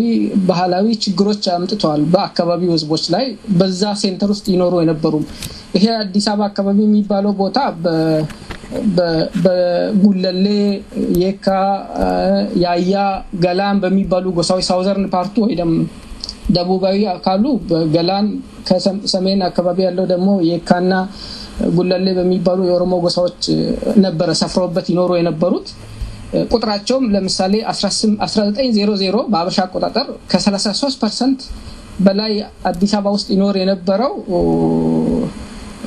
ኦሮሞ ነበረ እና ግን በ45 አመት ጊዜ ውስጥ በ1945 የኦሮሞ ቁጥር ከ33% ወደ 30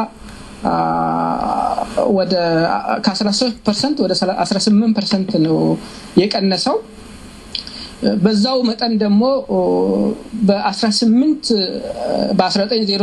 24% ብቻ የነበረው የአማራ ነዋሪ ቁጥር በ1945 ወደ 52% ነው ያደገው እና ሌሎችም በዚህ አካባቢ የደረሱ በ1887 ይደረግ የነበረው በጊዜው አዲስ አበባ አካባቢ ሲያዝ ስልጣን ላይ የነበረው የቱለማ ገዳ ብርመጂ የሚባል ገዳ ነበረ በ1887 ይደረግ የነበረው ጨፌ በኦዳነቢ አካባቢ ሊሰበሰብ የታሰበው ተከልክሎ በጊዜው ረሃብ ስለነበረ በኋላ ላይ የነበረው የሚኒሊክ መንግስት የመቆጣጠር አቅሙ ስላነሰ በ1889 እንደገና ዝም ብሎ በግድ አደረጉ ሌሎች ማህበራዊ ችግሮች የሚደርሱ ነበር ማለት ነው በዛው መጠን ደግሞ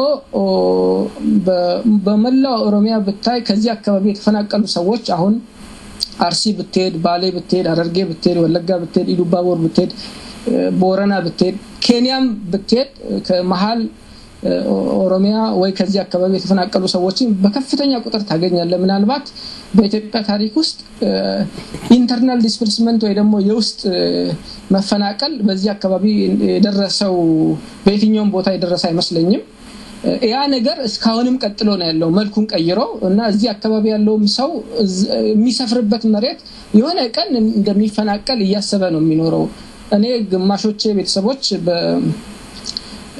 አቃቂ አካባቢ የሚኖሩ አሉ ቢያንስ እኔ ራሴ በማቀበት ጊዜ ውስጥ ከ3 ጊዜ በላይ ተፈናቅለዋል አሁን የት እንዳሉ አላውቃቸውም በቃ ነገሮች በሙሉ ተበላሽቶባቸዋል ማለት ነው መሬቱ ተወስዷል ስለዚህ አሁንም ይሄንን መጠቅላሉ ይሄኛው አዲስ ፖሊስ አይደለም ደርግም የህድሪ መንግስት የአስተዳደር ክልል ብሎ በመሰረተ ውስጥ በጣም ሰፊ የሚባለውን ቦታ ነው ወደ አዲስ አበባ አጠቃልለው ይሄኛው መንግስት ያንኑ ቀጥሎ መሬቱን እየሸጠ ገንዘብን ለመበዝበዝ እና ህዝቡንም ደግሞ ለተለያዩ ማህበራዊ ችግሮች ለማጋለጥ እና እዛ አካባቢ ልክ እንደ ከጄኖሳይድ የማይተናነስ በአውስትራሊያ ሲድኒ ሲመሰረት አቦሪጂኖሶች ላይ ከደረሰው አደጋ የማይተናነስ አደጋ እንዲደርስባቸው እየተደረገ ነው እዛ አካባቢ ያሉ ወንዞች ህዝባችን ድሮ ከብቱን እያጠጣ የሚኖርበት አሁን መርዞ ነው ማጠጣት ራሱ አይቻልም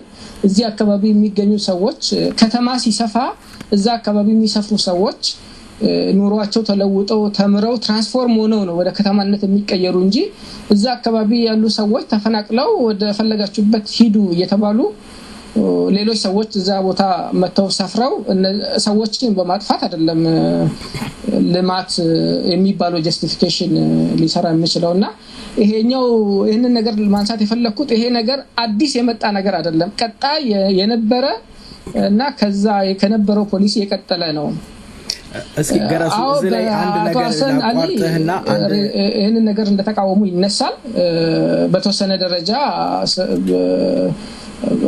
ነገሩን እንዲረግብ አድርገውት ሊሆን ይችላል ግን ባለፉት 10 አመትም 20 አመትም ብዙ ሳይቀንስ ነው የቀጠለው እና አሁን ያሉትም የድርጅታዊ አቅማቸውም ያንን ነገር ለመቋቋም የሚችሉ አይመስልኝም ስለዚህ ታሪካዊ ስህተት ነው እነሱም ሞራሊም በታሪካዊም ይጠየቁበታል ግን ያው ህዝባችን ላይ አደጋ እንደሚያደርስ ምንም ጥያቄ ያለው አይመስልኝም መልካም እንግዲህ አንድ የኦፒዲዮ ባለስልጣን ለዝግጅት ክፍላችን ሲነግሩ የታቀደው በኦሮሚያ ክልል ያለውን ሀብት ለማጋበስ የተደረገ ስልት ነው የሚሉት ይላሉ ደግሞ በሌላ በኩልኛ ስንመለከተው የኦሮሚያ ዋና ከተማ ፊንፊኔ ነች ካለን በዙሪያ ያሉ የኦሮሚያ ክልሎች ወደ ፌደራል ስር ቢጠቃለሉ ምንድነው ጉዳቱ ፌደራል እስከዛ ከምድር ላይ የሚያገኘው ጥቅም ይኖር ይሆን ምንድነው ልዩነቱ የኦሮሚያ ዋና ከተማ ፊንፊኔ በስም ደረጃ መባሉ ማለት አዎ እንደዛ ብለን ነው ኦሮሞ በዛ መሬት ላይ የሚገባውን ነገር ማድረግ መብቱ ነው በስም ደረጃ ኦሮሚያ ፊንፊኔ የኦሮሚያ ዋና ከተማ ትባላለች ግን ኦሮሚያ ከዛ አካባቢ ከሚሰበሰበው ታክስ እየተጠቃሚ አይደለም የኦሮሞ አካባቢ ወይ የኦሮሞ ክልል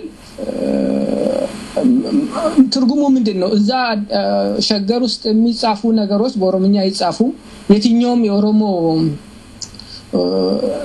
ነዋሪ በአዲስ አበባ ውስጥ በቋንቋው ተጠቃሚ አይደለም ማለት በቋንቋው የሚገለገልበት በዛው በኦሮሚያ ኦፊሶች ብቻ ነው እንጂ ሌሎች የፌደራል ኦፊሶች በአማርኛ ብቻ ነው አገልግሎት እየሰጡ ያሉት በዛው በራሳቸው ህገ መንግስት ቁጥር 40 አንቀጽ 49 ንዑስ አንቀጽ 5 ላይ የኦሮሚያ ክልል በአዲስ አበባ አካባቢ ልዩ ጥቅም እንዳለው ይገልጻል እነዛ ልዩ ጥቅሞች በህግ ይገለጻሉ ይላል እስካሁን በህግ ተገልጾ አላየንም እንደውም ቀስ በቀስ እየመነመኑና እየጠፋ የመሄድ ሁኔታ ነው የሚታየው ስለዚህ የሚሰፍርበት ሰው ከሌላ ቦታ መጥቶ ተሽጦላቸው ነው የሚሰፍሩት የከተማው ፊዚካሊ እዛ መኖር ለኦሮሞ ህዝብ የሚጠቅመው ነገር የለም ማለት ያንተ እዛው ለሺህ አመታት ሲኖር የነበረው ሰው ተፈናቅሎ ሌሎች ሰዎች መተውበት ያንተ ነው ከተማው መባሉ ትርጉሙ ለኔ በፍጹም ሊገባኝ አይችልም ሰዎች ኢኮኖሚካሊ ሶሻሊ ፖለቲካሊ ከዛ አካባቢ ተጠቃሚ መሆን አለባቸው እዛ የኖሩት ለረጅም ጊዜ ሌላ ምንም መሄጃ የሌላቸው ሰዎች እየጠፉ ናቸው ማለት ወደ ማይታወቅበት ቦታ እየሄዱ ናቸው እየተፈናቀሉ ምንም የሚሰጣቸው ካሳ ለቀጣ ህይወታቸው ምንም ሊጠቅም የሚችልና ሊያግዛቸው የሚችል ነገር አይደለም ስለዚህ የፌደራሉ የሸገር የኦሮሚያ ዋና ከተማ ነው የሚባለው ነገር ማለት ብዙ ለኦሮሞ ህዝብ ትርጉም አለው ግን ትርጉም ያለው ውጤት ከዛ እየተገኘ አይደለም እና በዛ ስም ህዝቡ ሊታለል አይገባም ይሄ የሚደረገው ነገር ያንን ያ ስም ይሄ የሚደረገው ነገር ሊክስ አይችልም በያስባለሁ መልካም እስኪ ገረሱ በዚህ ዜማ ረፍትና ርቅ አንተም እስኪ ጓጎንጨት ተበል መናጉማ እንደሚኔ ሲጋፈታ ሉቡኩማ እያቀነቀነ ያለውን ድምጻዊ እጋብዛለሁ መልካም ቆይታ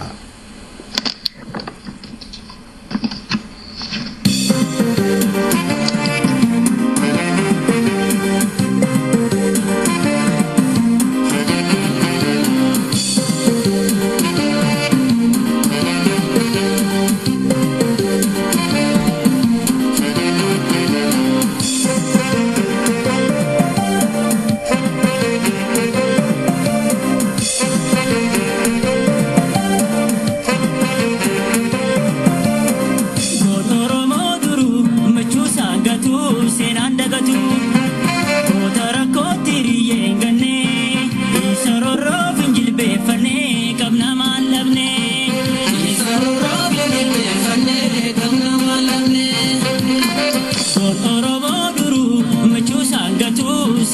dagatu Gotarakko tiriye ganne Isarorro finjilbe fanne kabna mandamne Isarorro finjilbe fanne kabna mandamne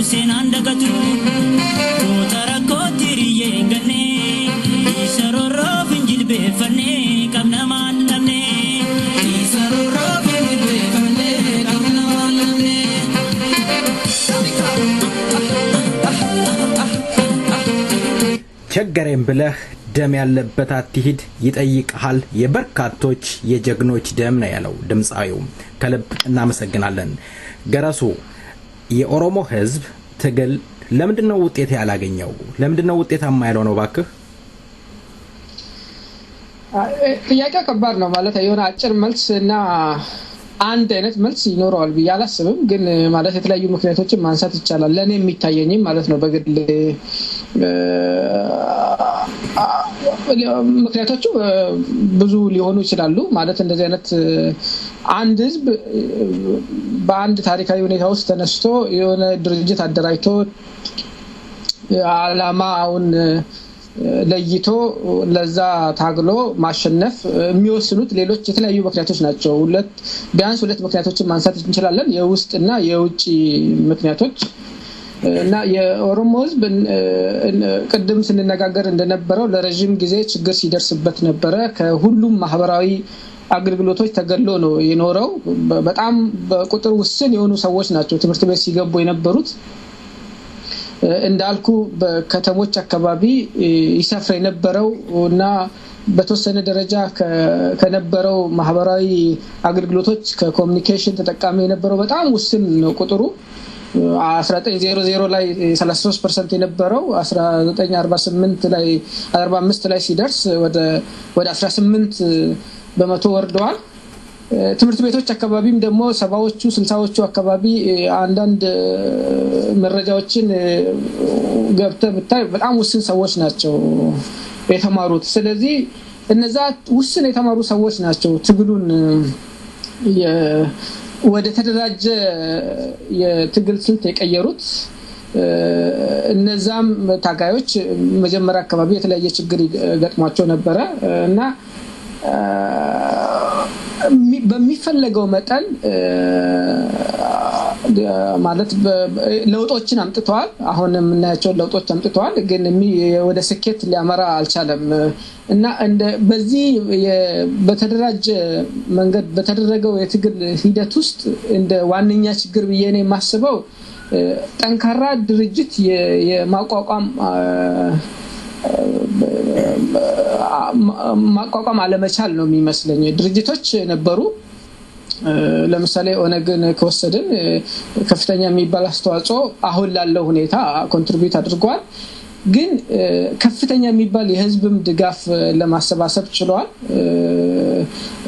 ድጋፉን አሁንም ሙሉ በሙሉ አጥቷል ብያላስብም ግን ያንን ድጋፍ ወደ ተጨባጭ የአቅም ቀይሮ የነበረውን ነገር ወደ መቀየርና ያለውን የኃይል ሚዛን ወደ መቀየር አቅም የማሳደግ አቅም አላዳበረም እና እሱን አለማድረጉ እንደ ዋና ምክንያት ሊጠቀስ የሚችለው ያለውን ውስጣዊና ውጫዊ ሁኔታዎችን በትክክል ለይቶ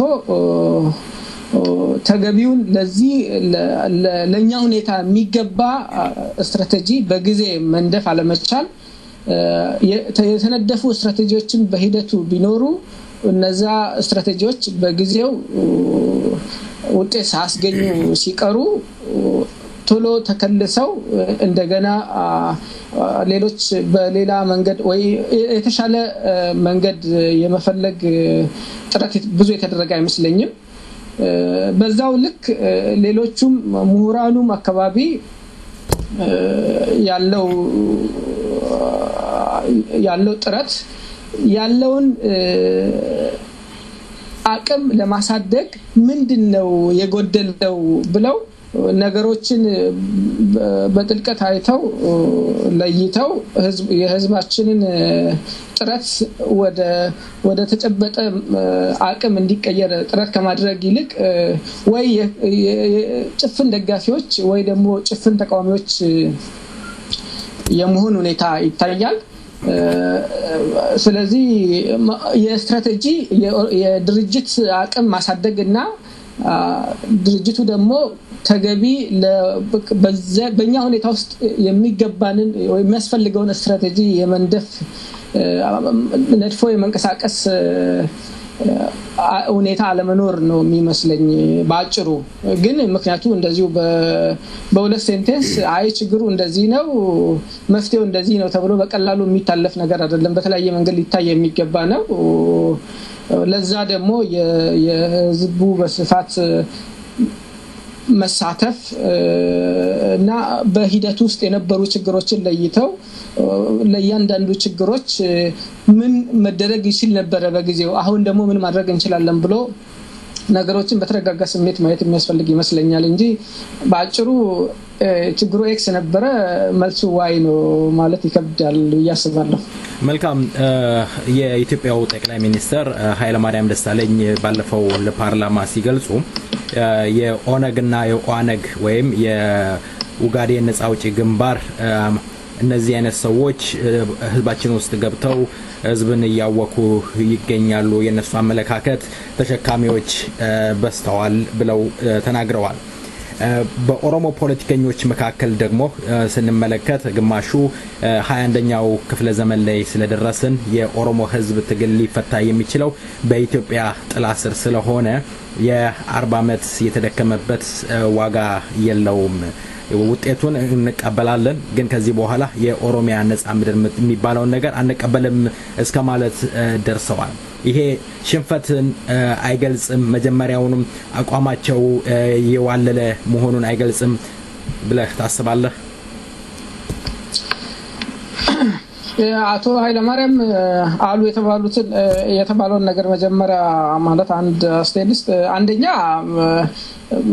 የኦሮሞ ህዝብ ይሁን ሌሎች ህዝቦች የኦጋዴንም ሌሎችንም ጨምሮ ጭቆና በቀጠለ ቁጥር የትግሉን ተቃውሞ ይቀጥላል። ስለዚህ እነሱ ሲፈልጉ የኦብነግ የፈለጉትን ነገር ሊሉ ይችላሉ ሰዎችን ከሰው እስር ቤት ለመክተት ግን በምድር ላይ ያለው ነገር ሊቀይረው አይችልም። በቀጥተኛ የሆነ ግንኙነት ከተባሉ ድርጅቶች ጋር ይኖራቸው አይኖራቸው ሰዎች ያላቸውን ተቃውሞ ያላቸውን ችግር በህይወታቸው ውስጥ እየደረሰ ያለውን ችግር በገለጹ ቁጥር ከውጪ ከርቀት ሰበብ ተፈልጎ ወይ ድርጅት ተፈልጎ ከነሱ ጋር እንዲለጠፉና እንዲከሰሱ ይደረጋል። ስለዚህ ይሄኛው ምንም ነገር አዲስ ነገር 20 አመት እንደዛ ሲባል ነበር አሁንም ይቀጥላል።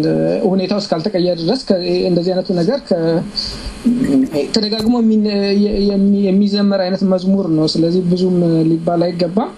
ሁለተኛው ኦሮሞ በዚህ ዘመን ነፃነት አይገባውም ማለት ጥያቄውን በትደግምልኝ የመጨረሻውን በደንብ መልካም በ21ኛው ክፍለ ዘመን የብተናጥሎ ወይም የአንድ ሀገርን ገንጥሎ የመቀመጥ ሁኔታ አግባብነት የለውም። የኦሮሞ ህዝብ ጥያቄ ሊፈታ የሚችለው በኢትዮጵያ ጥላ ስር ብቻ ነው ብለዋል። እንደውም አሁን የተመሰረቱት ፓርቲዎች የአሁን ሰዓት ያለውን የኢትዮጵያ ፌደራሊዝምን ትክክል ነው ብለውም ይቀበላሉ። እንደውም መግለጫቸው ላይ ቁጥር 3 ላይ ምንድነው የሚለው ስለ ኦሮሞ ነጻነት ሲጠቅሱና ያለው የአሁኑ ሰዓት ፌደራሊዝምን የተወሰነ ስህተት አለበት ያንን አሻሽለን መቀጠል አለብን አገር ውስጥ ገብተን መታገል አለብን እስከማለት ድረስ ደርሰዋል።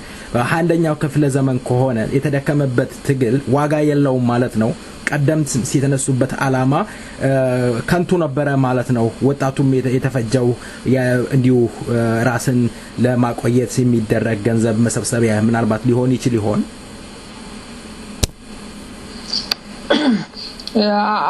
አንደኛ ማለት የትኛውም ዘመን ይሁን እንደውም ዘመን በቀጠለ ቁጥር የነፃ ሆኖ የመኖር ፍላጎት እየጨመረ ነው እንጂ መሄድ ያለበት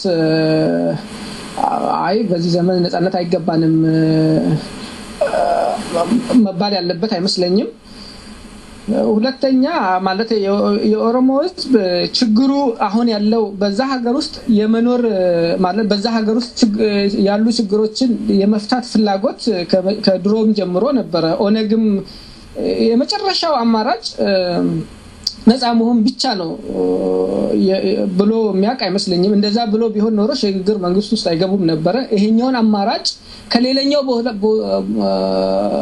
ወገን ነው እንጂ የሪጀክት የተደረገው ከመጀመሪያው ጀምሮ በዛ ውስጥ ያለውን ነገር ለመቀየር ጥረት ተደርገው ነበር። እነ ጀነራል ታደሰ ብሩ ሲጀምሩ ትግሉ ሰዎችን አስተምረው ሁኔታውን ለመቀየር ነበር ጥረት ይደረግ የነበረው። የእውቀት እጥረት ይመስላቸው ነበር የነበረው ችግር እና እንደዛ አይነት ጥረቶች በጣም ብዙ ሰዎች ተደርጓል። አሁንም ያለው ጥረት እንደዛው የተለመደው አይነት ጥረት ነው ብዬ ማስበው። ይሄኛው ግን ሊፈታ የሚችለው ሁሉ ጊዜ በዛ ሀገር ውስጥ መኖር በራሱ እርኩስ ነገር ሆኖ አይመስለኝም። አንድ መታሰብ ያለበት በዛ ሀገር ውስጥ ችግሮችን ለመፍታት አብረ ችግር የምትፈታቸው ሰዎች በዛ ሀገር ውስጥ ታሪካዊ ችግሮች መፈጠራቸውን ታሪካዊ በደሎች መፈጸማቸውን የዛ ታሪካዊ በደሎች ውጤት እስካሁንም ህዝባችንን ችግር ውስጥ ከቶት እንዳለ ይሄ ሁኔታ ካልተቀየረ ያለው ኮንፍሊክት እንደሚቀጥል ሰው ሊረዳ ይገባል። አብረን እንኖራለን ብሎ በወረቀት በማወጅ ብቻ ያለውን ፖለቲካዊ እና የፖለቲካል ግጭቱን መፍታት አይቻልም። በዛ ሀገር ውስጥ ከማንም ከየትኛውም ግሩፕ በተለይ በስም አንድነት በዛ ሀገር ውስጥ ሲንቀሳቀሱ የነበሩት ለረጅም ዓመታት በይዘታቸው የአንድን ወገን ፍላጎት የሚወክሉ በስማቸው የአንድነት ኃይል ብለው ራሳቸውን የሚጠሩ አሁን ያለው ስልጣን ያለው መንግስት ልዩነታቸው ማን መግዛት አለበት ነው እንጂ ብዙ ልዩነት የላቸውም። የነበረው ታሪካዊ በደል ላይ አሁን ስልጣን ላይ ያለው በተወሰነ ደረጃ ሊቀበል ይችላል። እሱም የሚያደርገውን በደል አይቀበልም፣ ሌሎች ያደረጉትን በደል ይቀበላል።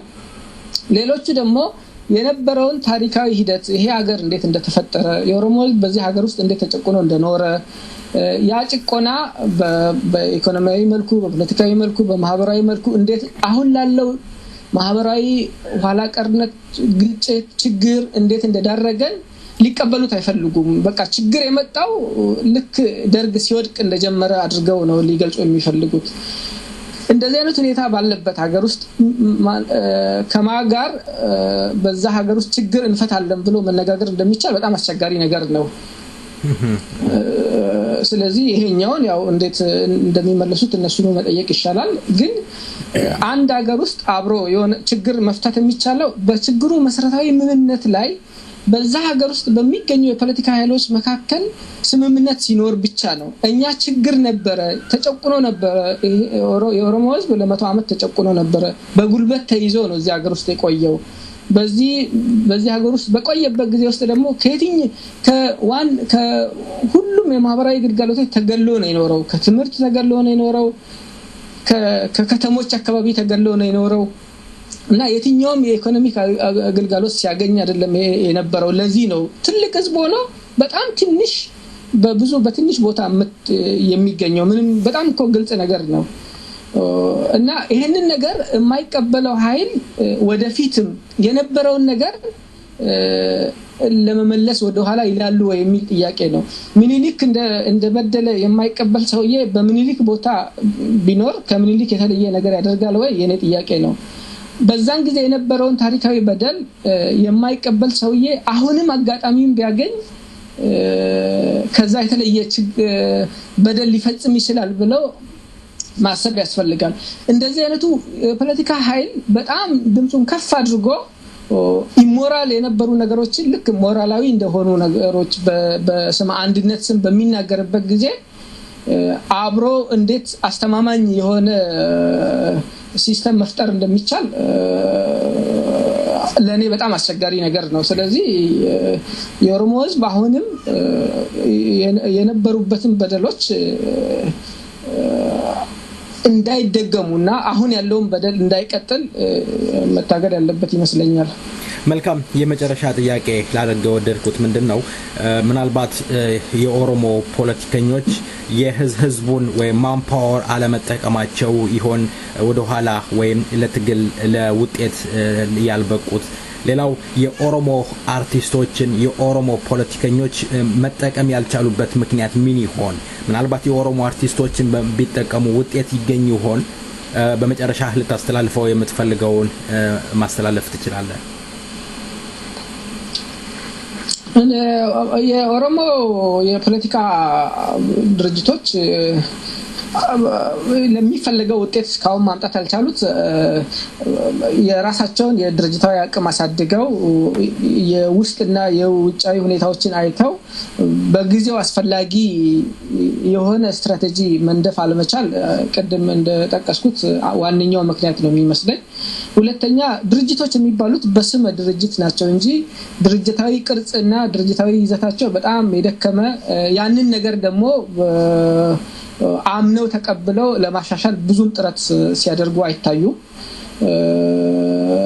በጣም ብዙ ጊዜ የሚያተክሩት ቪዥኖች ላይ ነው ቪዥን ክላሪቲ ወይ ቪዥን ግልጽ መሆን ወይ ራዕይ ግልጽ መሆን በአንድ ድርጅት እንቅስቃሴ ውስጥ ዋነኛው ነገር ነው ግን ጥሩ ራዕይ ያለው ድርጅት ራዕዩ በራሱ ውጤት የሚያመጣ አይደለም ያ ራዕዩ ተግባራዊ ጥረት ያስፈልገዋል ድርጅት ያስፈልገዋል ድርጅቱ ደግሞ በየጊዜው ሁኔታዎችን አጥንቶ የውስጥና ውጭ ሁኔታዎችን አጥንቶ በየጊዜው ሊሰራ የሚችል ስትራቴጂ መንደፍ አለበት ከስትራቴጂዎች ውስጥ እንዴት ህዝብ የመቀስቀስ ሁኔታ ላይ አይ ቲንክ የኦሮሞ ድርጅቶች የደከሙ አይመስለኝም በጣም ሁሉም ሰፊ የሚባል ድጋፍ አላቸው እንደውም ከፍተኛ ድጋፋቸው ነው ያስቸገራቸው እሱን ወስደውት ፎር ግራንትድ ወሰዱት ለሁሌም ድጋፋቸው የሚቀጥል መስሏቸው ነው እንጂ የድጋፍ ፍጥረት ገጥሟቸው አያውቅም የድጋፍ ፍጥረት ሳይሆን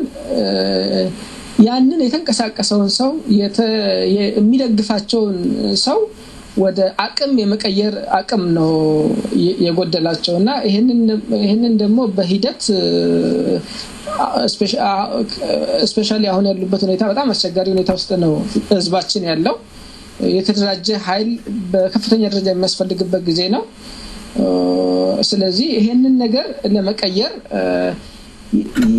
ውስጥ የነበሩበትን የድርጅታዊ ባህል ቀይረው እንደገና ውስጣቸው ማየት የሚችሉ ነው የሚመስለኝ ሁሉ ጊዜ ችግሮችን ውጫዊ በማድረግ መኖር አይችሉም የውስጥ ችግር አላቸው የውጫዊ ችግር እንዳላቸው ምንም ጥያቄ የለውም የአገሩን ይዞ ያለው ጠላት ነው በሀገራችን ህዝብ ላይ ከፍተኛ በደል እየደረሰ ነው በሚፈልጉት መንቀሳቀስ በውጫዊ ምክንያት በሚፈልጉት መጠን መንቀሳቀስ አይችሉም ግን ከሌሎች ውጫዊ የሆኑ ኃይሎችም እነሱ መጠቀም የሚያደርጉ ኃይሎችም አሉ ከነዛም ራሳቸው ነፃ አድርገው የውስጣቸውን ሁኔታ አጥንተው አስተካክለው እንደገና በአዲስ መንፈስ መንቀሳቀስ ያለባቸው ይመስለኛል አርቲስቶች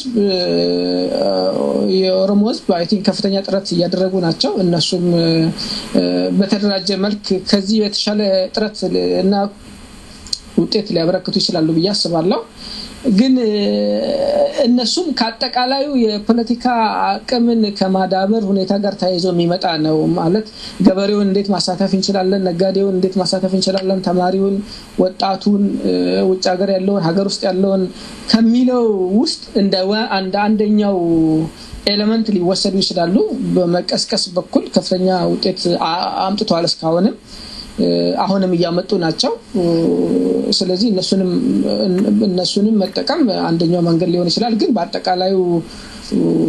በአጠቃላዩ ይዘት ወይ ስትራቴጂ እንደ አንዱ ሊታይ ይችላል ያኛው ነገር አርቲስቶችን መጠቀም ማለት ነው መልካም በመጨረሻ ልታስተላልፈው የምትፈልገው መልእክት ካለ እድሉን ልስጥ በመጨረሻ ምለው የኦሮሞ ህዝብ የነበረበት በደል አሁንም የተቀየረ አይደለም እንደውም ገዢዎቹ አዲስ አቅም ባገኙ አዲስ ስኪላቸውን የጭቆናቸውን ደረጃ ጥልቀት እንዲያገኝ ለማድረግ ነው የሚጠቀሙበት ስለዚህ ጊዜው መቆየቱ ያለውን ነገር እያባባሰው ነው እንጂ የሚሄደው እየቀየረው አይሄድም ያንን ነገር ደግሞ በፍላጎት ብቻ ስለፈለግን ብቻ ልንቀይረው አንችልም ተደራይተን ያለውን ችግር በትክክል ተረድተን በሙሉ አቅማችን በውስጥና በውጭ መንቀሳቀስ ነው እና ሁለት ችግሮች ናቸው ያሉብን አንደኛው ውጫዊ ኃይል ወይ ኤክስተርናል ፎርስ ያሳደረብን ያለው ተጽዕኖ ነው ሁለተኛው የራሳችን ችግር ነው ከውጭ የመጣብንን ችግር ለመፍታት መጀመሪያ የራሳችንን ችግር መፍታት ያስፈልገናል ለሱ ደግሞ መደማመጥ ያሉ የነበሩ ነገሮችን ድርጅታዊ ባህሎችን ድርጅታዊ መናቆሮችን እና የነበሩትን ድርጅታዊ ድክመቶች እንደገና ከልሶ በአዲስ መልክ ተንቀሳቅሶ በአዲስ መልክ ተደራጅቶ ትግሉን በጠንካራ መንፈስ መቀጠል የሚያስፈልግ ይመስለኛል ያ ነገር ካልተደረገ ህዝባችን በከፍተኛ ደረጃ አደጋ ውስጥ እንደሚገኝ ሁሉም ሰው ግንዛቤ ሊያገኝ ይገባል ብዬ አስባለሁ አመሰግናለሁ ለሰጠኸኝ ሰፋ ያለ ማብራሪያ ከልብ አመሰግናለሁ በራሴ ስምና እንዲሁም በሰይፈ ነበልባል ሬዲዮን ዝግጅት ክፍል እግዚአብሔር ይስጥልኝ አመሰግናለሁ ስንለያይ በዚህ ዜማ ይሆናል እኔም በጣም አመሰግናለሁ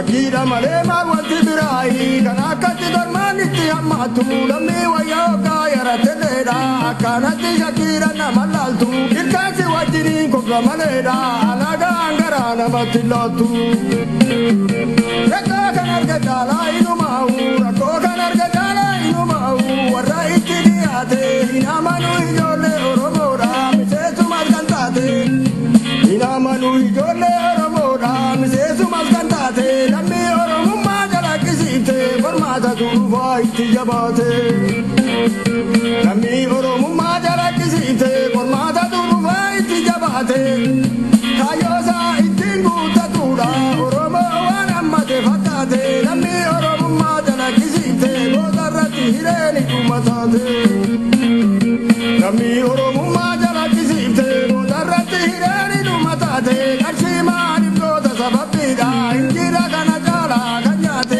humbichuma sabaa kan jedhaniinu gootarratti kormaan itti hammaate